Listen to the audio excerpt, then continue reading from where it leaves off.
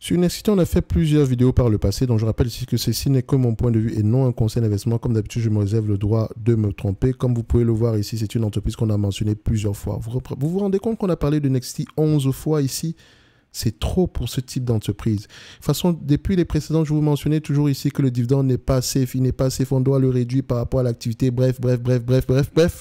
Vous avez toutes les informations sur les anciennes vidéos. Donc ici, on va aller très rapidement.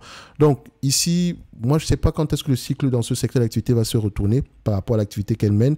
Donc le plus important ici, c'est de payer un prix qui se rapporte des actifs tangibles net par action et des actifs tangibles qui ont l'habitude ici d'être plutôt stables. Ok.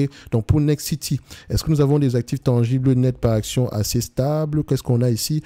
On a plutôt quelque chose en dents de scie. Actuellement, c'est aux alentours de 598 € en termes de tangible book value. C'est intéressant d'aller regarder qu'est-ce qui a impacté l'augmentation ici du tangible book value. Encore, Nexity, mon problème ici, c'est bien d'avoir des tangible book value positifs, mais est-ce que vous avez des free cash flow assez positifs? On voit ici que pour le moment, les free cash flow sont également assez corrects. Encore une fois, il faut regarder vérifier, c'est une compagnie européenne. Ici, du point de vue bénéfice net en termes de médiane, parce qu'il faut normaliser les résultats ici. OK? Il faut les normaliser. Ce qui veut dire quoi? Ça veut dire ici que on sait qu'on aura des périodes où on va gagner beaucoup d'argent, mais également on sait qu'on aura des périodes où on va avoir tendance à souffrir. Maintenant, si on les prend sur les 10 dernières années, c'est un business qui rapporte à peu près 179 millions. Ok. Si les free cash flow représentent la véritable rentabilité de ce business-ci, donc il va peut-être falloir les reconstruire, histoire de vérifier si on n'a pas pris en considération des loyers ou des choses comme ça. Donc si on reste à 179 € ici, c'est pas un business que je paie à plus de 15 fois les bénéfices. Et si c'est le cas, je dois enlever également la dette nette. Et si j'enlève la dette nette, ici on a une dette nette de près de 1,9 milliard. Et si j'enlève 1,9 milliard, ici on se retrouve à moins de 10 fois les bénéfices ici. Ok, moins de 10 fois les free cash flow. Donc enfin, on va se retrouver ici aux alentours des... Voilà, je prends la dette nette. Encore la dette nette, et comme je l'ai dit, il faudrait également la vérifier, histoire de voir si on n'a pas pris en considération des loyers dessus. Donc 1,9 milliard, il nous reste à peu près 785 millions. 785 millions divisé par le nombre d'actions ici, aux alentours de 60, je vais l'arrondir à 65 millions. Donc divisé par 65 millions, on pourrait qu'aux alentours des 12 € par là. C'est possible. OK? Si on se base sur les actifs tangibles net par action, en date d'aujourd'hui, en type tangible net par action, ça donne à peu près 10 € par là. C'est une entreprise qui se négocie à 9 €.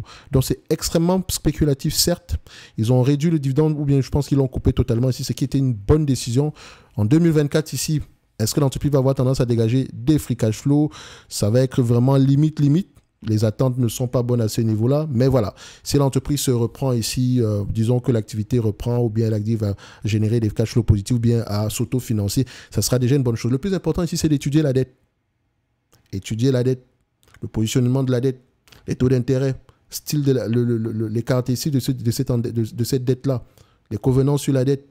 Ok, c'est quelque chose que nous qu'on a eu tendance à faire au niveau de l'accélérateur. Donc pour ceux qui veulent rejoindre le programme de l'accélérateur ici, notre programme d'accompagnement, vous pouvez réserver un appel, d'accord, tout en bas en description de la vidéo. Est-ce que Nexity c'est une entreprise qui peut faire partie de notre watchlist? Je dirais non, non et non.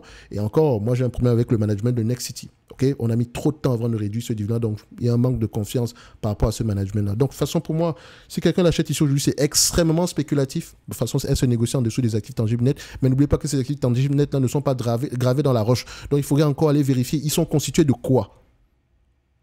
Je m'arrête là.